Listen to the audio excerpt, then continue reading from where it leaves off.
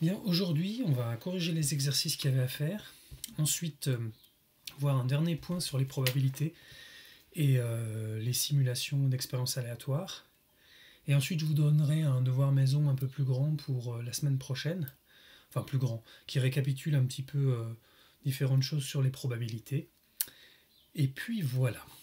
Alors, on va commencer par les deux exercices qu'il y avait à faire. Ce premier exercice, c'était un exercice assez simple de probabilité, mais à partir d'un graphique. Donc ce graphique indiquait le nombre de parfums réalisés par Mamie Vano, et on avait des questions de probabilité. Par exemple, la première, quelle est la probabilité que la glace soit à la fraise si on tire au hasard? Donc on a 3 glaces possibles à la fraise, et si on compte la somme des parfums possibles, il y en a 20. Donc ça fait une probabilité de 3 sur 20. Ensuite, quelle est la probabilité que la glace ne soit pas à la vanille? Donc là, il faut bien lire la question. Donc on compte le nombre de vanilles et on compte le complément. Il y en a 12. Donc il y en a 12 sur 20.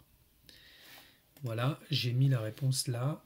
On peut l'exprimer soit sous forme de fraction, simplifiée ou non, soit en calculant la valeur si elle est exacte.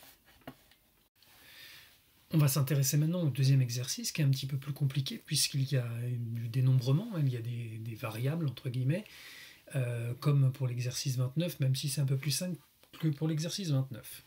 Donc vous avez des menus avec 3 entrées, 2 plats et 2 desserts possibles. Alors pour dénombrer le nombre de menus différents, vous pouvez tout essayer ou simplement se baser par exemple sur prendre une entrée. J'ai pris là les rillettes, en indiquant des lettres pour chaque plat possible. Donc si vous avez des rillettes en entrée, vous pouvez faire rillettes saumon compote, rillettes saumon yaourt, rillettes steak compote, rillettes steak yaourt, ce qui fait 4 possibilités. Vous avez 3 entrées, donc vous avez 3 fois 4, c'est-à-dire 12 menus possibles.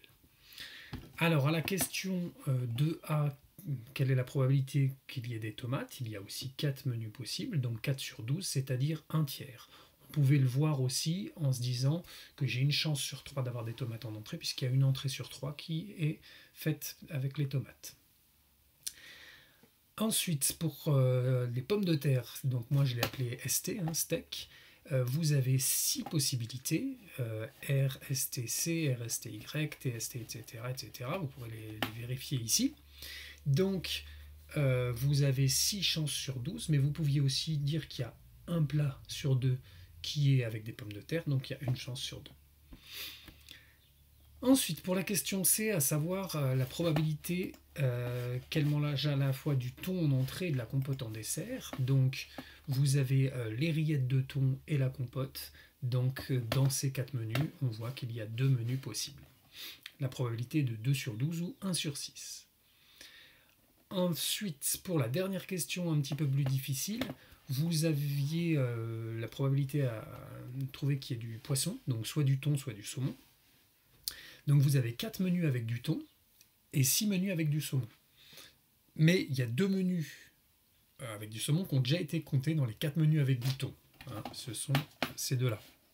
Donc au total, il n'y a pas 4 plus 6, mais 4 plus 4, c'est-à-dire 8 menus avec du poisson.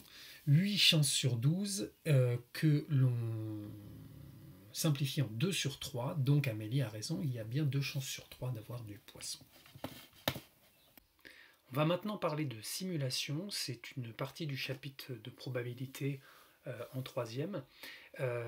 Donc ceux qui ont vu ce que j'ai fait pour les piles ou face, la vidéo, vous avez vu l'utilisation de la fonction aléatoire sur tableur. On peut faire aussi sur Scratch, donc c'est peut-être des choses qu'on fera quand on se reverra en TP, mais ça c'est pas sûr. Donc je vais ici simuler simplement le lancer d'un dé à 6 faces. Je vais vous expliquer tout ça, ce que ça veut dire et surtout quel est le résultat qui nous intéresse. On va regarder d'abord ici. Alors là, moi je suis sur LibreOffice, donc j'utilise la fonction rand, qui veut dire random en anglais, qui veut dire aléatoire. On peut utiliser aussi la fonction aléa entre bornes, qui est sur qu'on a vu sur LibreOffice ou sur Excel, qui, je ne sais pas sur celle-ci si elle y est, qui permet d'avoir, mais je ne crois pas que sur celui-là elle existe. Selon les tableurs, on n'a pas la même chose.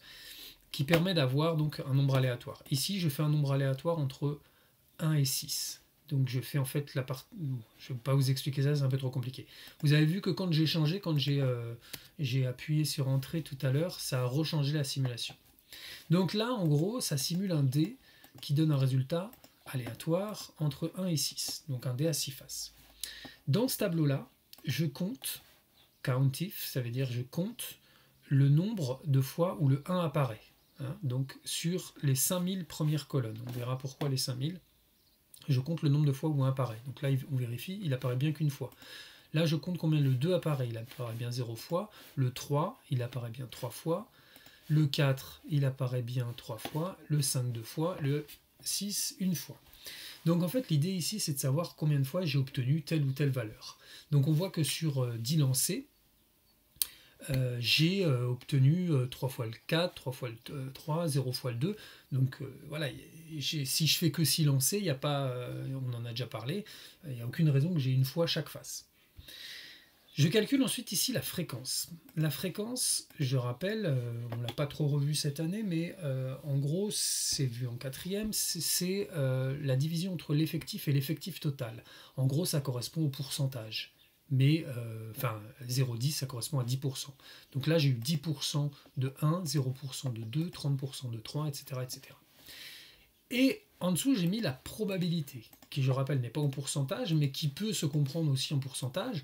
On a une probabilité ici égale, alors c'est pas tout à fait 0,17, puisque c'est 1 sixième, c'est 0,166666666, mais le tableur arrondit à 0,17.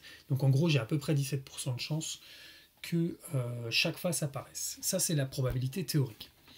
Alors, ici, en tableau, j'ai les fréquences et les probabilités en rouge. Donc les probabilités en rouge ne vont pas bouger, puisque c'est voilà, c'est une valeur, c'est la chance 1 sur 6. Et ça, c'est ce qui se passe statistiquement. Donc, qu'est-ce qui va se passer maintenant? Ce qui va m'intéresser, c'est si je prolonge, si je fais plus que 10 lancers. Je vais en faire 20. Alors, si je fais 20 lancers, vous voyez que toujours il y a une différence. Voilà, j'ai que un seul 4, j'ai beaucoup de 5, etc., etc. Je vais continuer. Là, je vais faire 100 lancers. Hop, et je vais revenir à mon tableau. Qu'est-ce qui s'est passé? Il s'est passé que voilà, j'ai toujours une différence. J'ai 25,3 et j'ai que 14,6. En revanche, je vois que les fréquences, elles se sont beaucoup, pour à part le 3, aplanies, c'est-à-dire qu'elles se rapprochent beaucoup de la probabilité. Alors on va continuer. Je vais cette fois-ci en simuler encore plus. Je vais avoir ici, je vais en mettre 1000.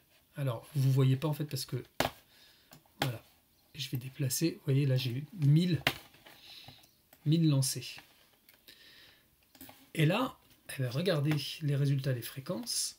Je suis à 0,15 et 0,18 au maximum. Je suis quand même très proche de 0,17. Ça se voit énormément sur le graphique. Plus on va faire de lancers, plus on va se retrouver avec des résultats donc, de fréquences qui correspondent à la probabilité. C'est ce que je vous ai dit sur différentes vidéos, c'est-à-dire que on va en fait avoir une moyenne qui se rapproche énormément de la probabilité. Donc là, je pourrais aller très loin, je pourrais aller plus que ça, parce que... Mais plus vous en faites, plus ça se rapproche. Vous voyez, on est très proche des 0... Là, ils sont tous à 0,17, sauf le 1. Donc, si vous voulez d'ailleurs vous amuser à faire ça, dans votre livre, vous trouverez comment simuler un dé à 6 faces et compter ces choses-là. C'est page 168. Donc, n'hésitez pas à vous amuser avec un tableur à le faire. C'est assez intéressant. Et puis, en seconde, en sciences numériques, vous risquez de refaire ce genre de choses. Alors, qu'est-ce qu'on en déduit? On en déduit quelque chose que vous pourrez écrire dans le cours. Moi, je vais faire une capture d'écran de ceci que je vais mettre. Vous pourrez éventuellement seulement le coller. C'est que la propriété, c'est que lorsqu'on répète un grand nombre de fois une expérience aléatoire, la fréquence d'apparition d'un événement s'approche de sa probabilité. Que la probabilité d'un événement, en fait, c'est la fréquence théorique d'apparition de l'événement. Voilà. Donc ça, c'est la chose importante à savoir. Alors, pour la prochaine fois, je vais vous demander ceci. bougez pas. Je retrouve où j'ai mis le devoir pour la prochaine fois, voilà, c'est ça. Alors, un petit QCM sur les probabilités. Un petit exercice de tirage, attention avec la dernière question, les dernières questions où il y a des tirages avec 2 boules qui sont un peu plus compliquées. N'hésitez pas à me poser des questions par pronote ou mail. Et un exercice qui va utiliser la propriété qu'on vient de voir, voilà, qui est assez intuitive.